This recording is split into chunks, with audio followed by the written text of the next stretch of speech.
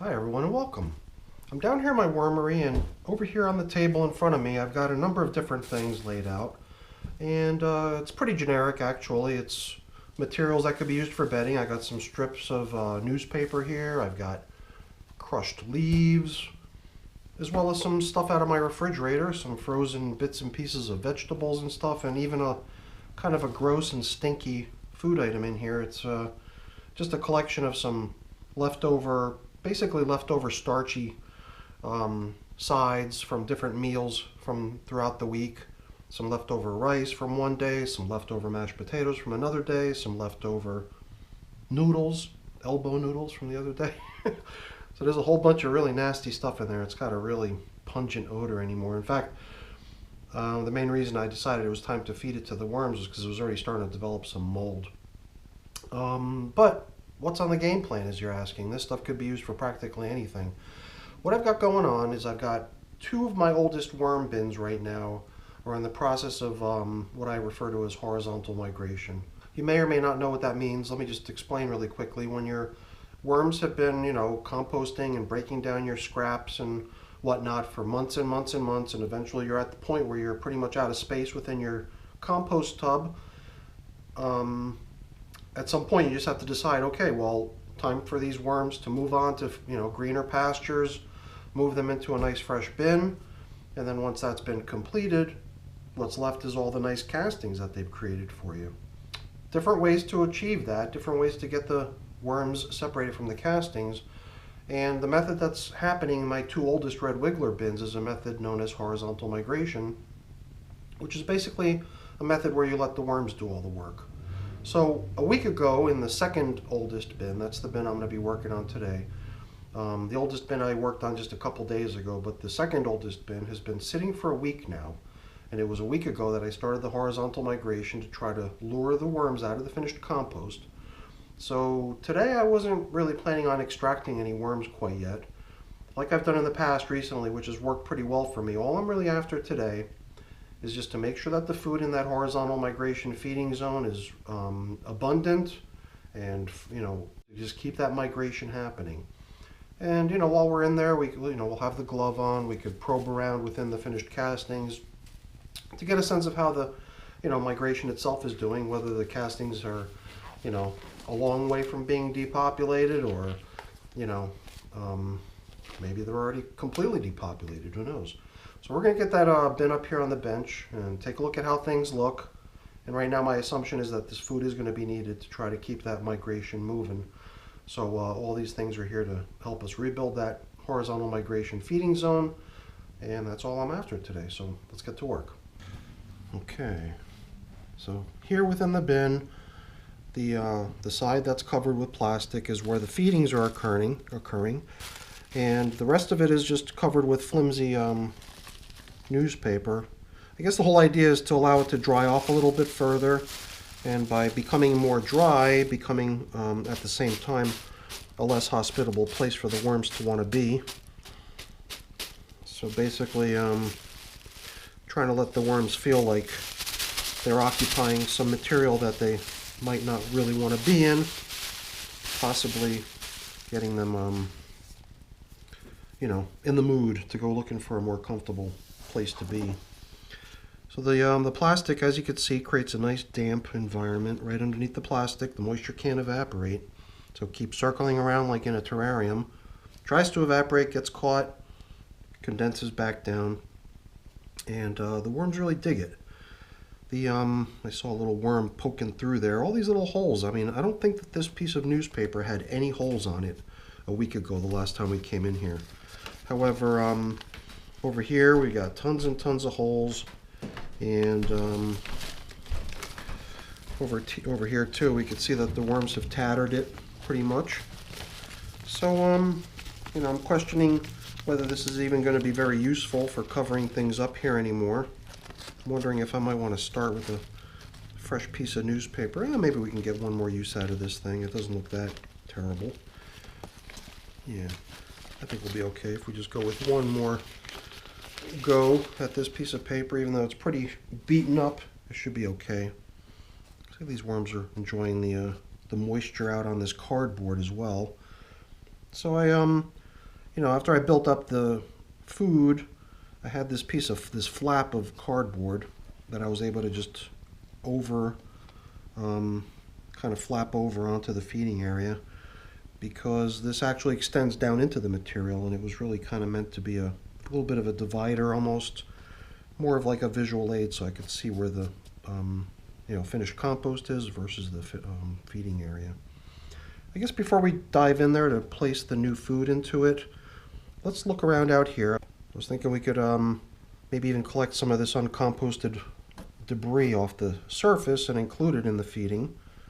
And try to leave behind only a nice layer of castings for ourselves. Looks pretty nice, actually.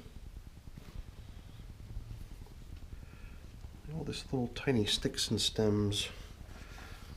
We'll just dump it into the feeding area where it's got a better chance of remaining nice and damp. It's where the feeding action is happening right now. It's where the food is. Alright, so we'll keep that covered for a few minutes until we've finished probing through the material. I guess if we look right here on the very edge, we would probably expect to find some worms hanging out, trying to make their way over into the feeding area. And that's exactly what we see here. The castings look really nice. I like the fact that they're drying out a little bit better though, because they're still damp. I mean, nice and flaky, totally nice and granular the way you would want it to be. I don't even know if it needs to get much drier. But by getting a little drier, it'll, like I said earlier, it'll cause the worms to want to leave it or try to find a more damp, comfortable place to be. So if it dries out a little bit further, it shouldn't be a problem as far as I'm concerned. So this is a good chance to bring up some of the more damp stuff that's down below and try to sink down some of the more dry stuff that's been out on the surface for some time now. I guess as we work our way over, furthering ourselves from the feeding area, we would expect to see maybe fewer worms. Or maybe not. Not sure exactly what to expect. Because I think I still see a fair number of worms in pretty much every handful. So I guess that leads us to the very far edge. I'm curious what we've got all the way out there, furthest from the food. Gosh, there's lots of worms out here. Look at them all. So I would have to think that it might take us a little bit of time for this material to get depopulated. But my hope is that the feeding area is doing its job and it is attracting some worms.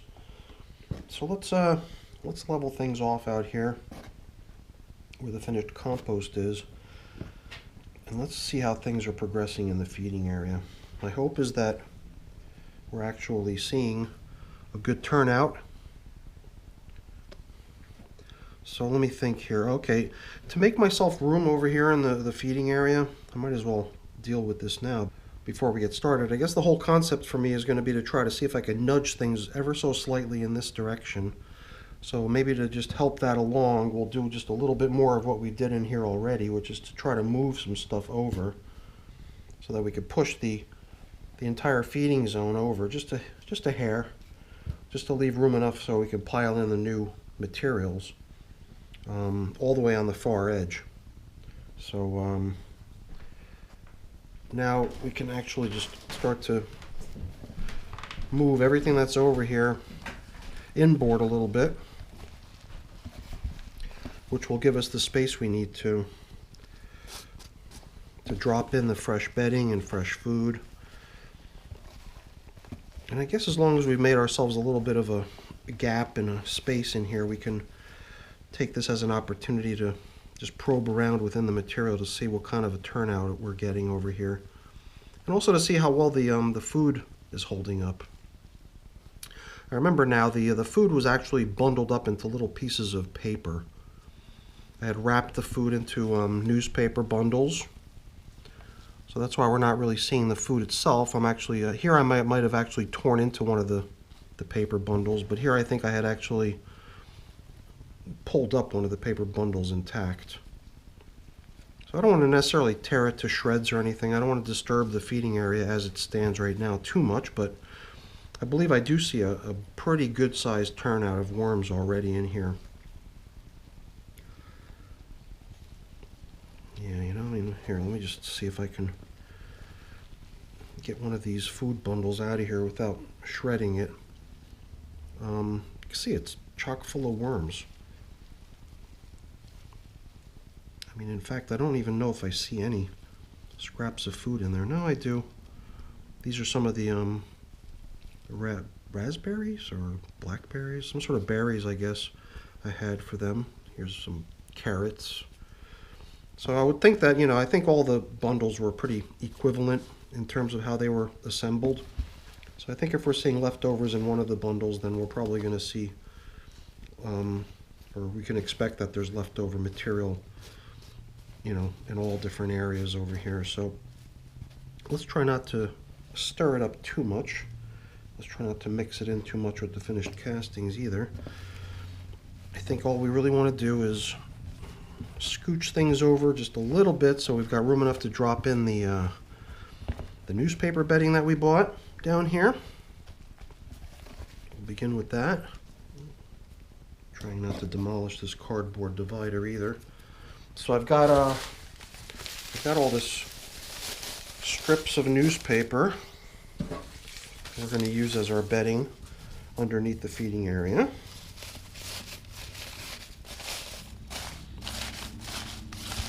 And I'm not bundling up the food this go around. I'm simply going to drop it in.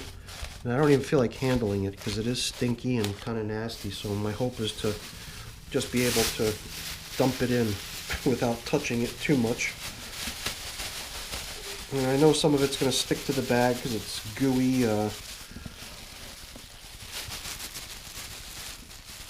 All kinds of gooey, nasty stuff. You can see it now. You can see some of the stuff that was in here, frozen materials. But you can also see some of the mashed potato and some of the noodles over here. I don't know if where's the rice? I don't care, I don't want to go looking for it. Let's just leave it be. Pretty nasty. So now to get this stuff covered up a little bit, hopefully this cardboard covering will still be able to reach that far and cover things up. But we're going to also include a little bit of leafy matter here to cover up with at the end. And I'm trying to do this in a way that I don't make a big mess. I don't want to litter the finished castings with anything. I'd like to just leave it as finished castings. But I'd also see if I can try to scrape off any of this goop that's on my gloves to keep it as part of our feeding. Alright, I think with that we've got ourselves an ample covering for the feeding zone that we just replenished. And if we go to cover things up here, we've still got enough cardboard over here to reach all the way out to the wall. Yeah, this cardboard's getting pretty much chewed up. Basically, the worms, you treat that cardboard as food, so that cardboard is toast probably by now. I would think if we tried to unearth it, we would not find much of it at all remaining. It's probably, for the most part, been gobbled up already by the worms. Alright, so things are looking pretty good here. The feeding zone definitely looks like it's making good progress. I'm trying to think now. I mean, I like the results I had once recently where I set up the horizontal migration feeding zone. The next go around, all I did was replenish the food. I didn't extract worms. And then a little later, not too much later, I came in here to do the extraction, the first extraction of worms from the bin. And I've already got the bin set up that they're going to be relocated into. So that's all set to go. That's not a reason not to do it. I just figured I'd wait a little longer, try to get a larger group of worms in here. But, I got a feeling we got ourselves a really good turnout in here already.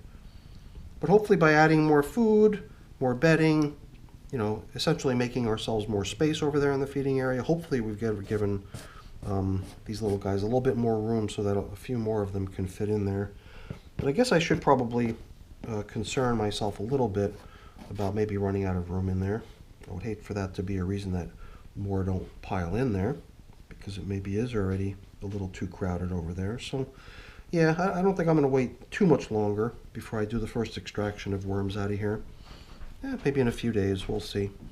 Maybe give it another 3 or 4 days. I don't know if I got to give it another week or so. I mean, at first I thought I would let it go another week, but I'm starting to think that, you know, those few scraps that we throw in there could very well be polished off in a couple days. So waiting a whole week might be a bit much. And I think we'll get a good number of worms out of here if we go ahead and do it in just a few days rather than waiting an entire week. So this is a pretty tattered looking piece of paper over here, eh? This is what the worms do. They just chew this stuff right up. And I was actually kind of surprised to see how quickly they burned through right there. The plastic, I guess we'll try to keep focusing the moisture circulation on happening as far over as possible. I'm sure the moisture level will stay pretty good everywhere there's food and stuff. So I think if we, actually this is the wet damp castings, that's probably what probably belongs on the bottom. Let's do it that way. And the plastic is really going to continue to make that feeding area a prime location for the worms to try to seek out because of all the moisture circulating in there. Alright, so that's really all I was after today. I've gotten myself a little bit dirty over here. I usually try to limit my working hand to the one with the glove on, but it looks like I've actually gotten myself a little bit dirty here, so doesn't matter. I got a few other things to clean up here besides my hands, so I'll take care of that after I put the bin away and all that other fun stuff, but I'm not going to bore you with that. Before I go, I'm just going to really quickly say thank you. Thanks so much for watching. I hope you enjoyed the video. If you did, as always, please remember to give me a quick thumbs up. That's always really appreciated. And also consider subscribing to the channel too. That's really appreciated as well. All right, everyone, have a great day. Take care. Bye.